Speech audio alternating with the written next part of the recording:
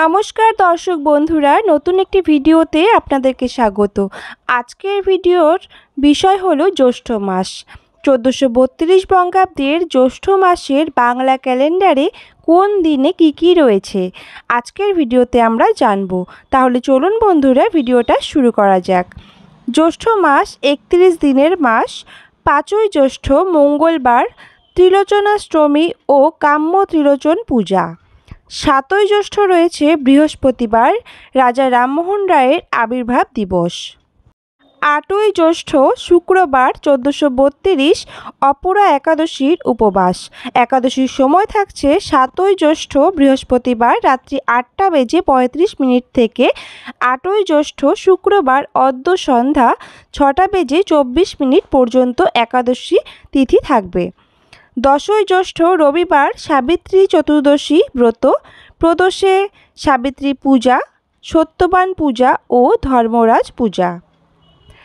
11ই জ্যৈষ্ঠ সোমবার কাজী নজরুল ইসলামের জন্মদিবস, শ্রী শ্রী ফলহারিণী কালিকা পূজা।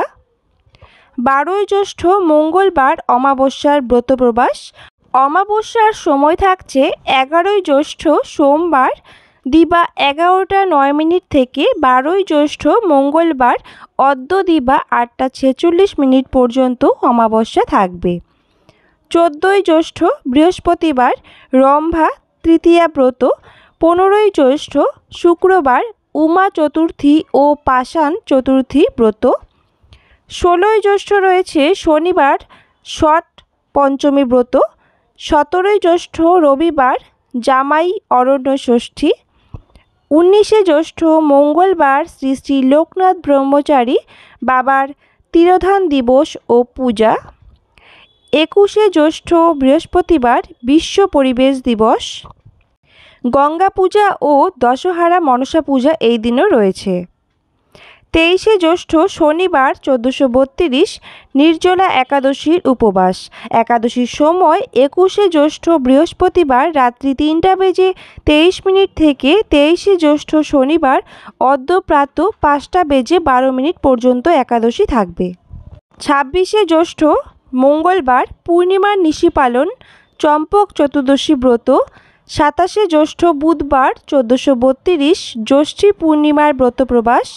26শে জ্যৈষ্ঠ মঙ্গলবার দিবা 11:05 থেকে 27শে জ্যৈষ্ঠ বুধবার অদ্য দিবা 12:38 পর্যন্ত পূর্ণিমা থাকবে। এছাড়াও এই দিন শ্রী শ্রী জগন্নাথ দেবের স্নানযাত্রা। পুরীতে শ্রী শ্রী জগন্নাথ দেবের মন্দিরে প্রভু শ্রী শ্রী জগন্নাথ দেবের বিশেষ আড়ম্বরের সহিত পূজা, উৎসব ও জনসমাগম হয়।